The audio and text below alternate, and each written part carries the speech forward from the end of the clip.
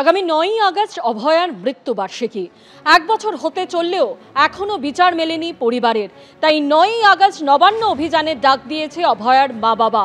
আজ বিরোধী দলনেতা শুভেন্দু অধিকারী তাদের বাড়িতে যান এবং অভয়ার মা বাবার সঙ্গে কথা বলেন। এছাড়াও 14ই আগস্ট রাত দখলে সামিল হওয়ার আহ্বান জানানো হয়েছে অভয়ার পরিবারের তরফে। আর এই নিয়ে অভয়ার বাবা তিনি বলছেন যে আমার মেয়ের নির্মম পরিণতির দায় রাজ্য সরকারের, এখনো ন্যায্য বিচার মেলেনি। সরব অভয়ার বাবা। আমি বিশ্বাস করি বেলেঘাটাতে আজকে যেভাবে যে হত্যা হয়েছিল, নিষ্ঠুর হত্যা, সেই হত্যায় যেভাবে তদন্তকারী সংস্থা সাপ্লিমেন্টারি চার্জশিট দিতে বাধ্য হয়েছে, ঠিক একইভাবে ডাক্তার বোনের ক্ষেত্রেও আজকে শিয়ালদা কোর্ট এবং কলকাতা হাইকোর্ট তাদের যে লিগ্যাল ব্যাটেল চলছে তারও ফলাফল নিশ্চিতভাবে আমাদের যে দাবি বা বাস্তবসম্মত আমাদের যে আশা সেটা পূরণ করবে। ডাক্তার বোনের বাবা মার যে লড়াই, মেরুদণ্ড সোজা রেখে রাজনীতির ঊর্ধ্বে যে কঠিন এবং কঠোর লড়াই, এই ভয়ঙ্কর হিংসাশ্রয়ী শাসকের বিরুদ্ধে, এটা অন্য কেউ পারবেন বলে আমার মনে হয় না।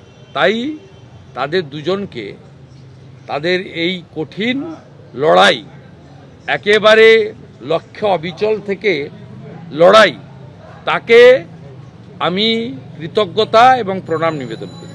অরাজনৈতিকভাবে যদি ডাক্তার বোনের পিতা মাতা নবান্ন চলো অভিযানের মতো কোনো বড় কর্মসূচির ডাক দেন, তাহলে রাজনীতির পতাকা সরিয়ে রেখে আমরা সবাই অর্গানাইজও করব, পার্টিসিপেশনও করব। আমার মেয়ে একজন পশ্চিমবঙ্গ সরকারের কর্মচারী ছিল এবং পশ্চিমবঙ্গের শিক্ষা প্রতিষ্ঠানে সে পড়াশোনা করত। সেই শিক্ষা প্রতিষ্ঠান এবং তার কর্মস্থলে তার এই আজকে নির্মম পরিণতি হয়েছে। সেই যে দায়, পশ্চিমবঙ্গ সরকার কখনোই তার দায় এবং স্বাস্থ্য সচিব কখনো তার দায় ঘাট থেকে নামাতে পারেন না। সেই কারণেই আমরা ঠিক করেছি আগামী 9ই আগস্ট বর্ষপূর্তি উপলক্ষে 1 বছর হয়ে যাচ্ছে, আমরা ন্যায় বিচার পাইনি এবং আদালতে রাজ্য সরকারের যে ভাবমূর্তি এখনও আছে তারই প্রতিবাদে এবং ন্যায় বিচার ছিনিয়ে আনার জন্যে আমরা নবান্ন অভিযানের ডাক দিচ্ছি।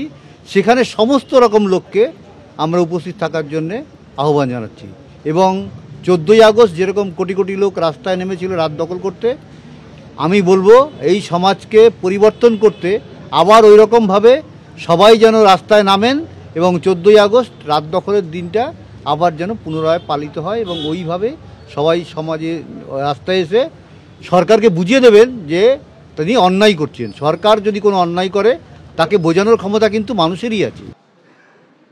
1 বছর হয়ে গেলেও মেয়ের মৃত্যুর বিচার পাননি অভয়ার মা বাবা। ফের রাত দখল ও নবান্ন অভিযানের ডাক দিলেন তারা। 9ই আগস্ট অভয়ার মৃত্যুবার্ষিকীতে নবান্ন অভিযানের ডাক, আর 14ই আগস্ট রাত দখলে সামিল হওয়ার আহ্বান জানালো অভয়ার পরিবার। কুণাল ঘোষ কি বলছেন শোনাবো। ওনারা তো যাওয়ার জন্য বসে আছেন। ওনারা তো বিভিন্ন সিপিএম, কংগ্রেস, সমাজবাদ, মানে নানা রকম দল আছে, SUC, DSO, DSA, A B C D E F G H করে জেড অব্দি যত রকম পার্টি আছে, কেউ গেলেই অভয়ার বাবা মা যাচ্ছেন, যেতেই পারেন। তাদের কন্যা খুন হয়েছেন, তাদের বুকে আগুন জ্বলছে, কিন্তু তাদের আবেগকে মিসইউজ করে যাচ্ছে কিছু লোক। 24 ঘন্টার মধ্যে কলকাতা পুলিশ অ্যারেস্ট করে নিয়েছিল।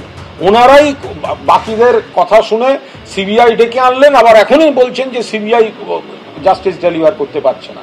ফলে তারপরে একাধিক কেসে রাজ্য সরকার পুলিশ সিবিআই লাগেনি, তারা এখানে ফাঁসির রায় নিয়ে এসছেন, কিন্তু ওনারা সেটা করতে পারেনি, যাবজ্জীবন হয়েছে। তো ফলে এই অভয়ার বাবা মাকে রাজনৈতিক মঞ্চে যারা ব্যবহার করছেন, খুব দুর্ভাগ্যজনকভাবে ব্যবহার করছেন।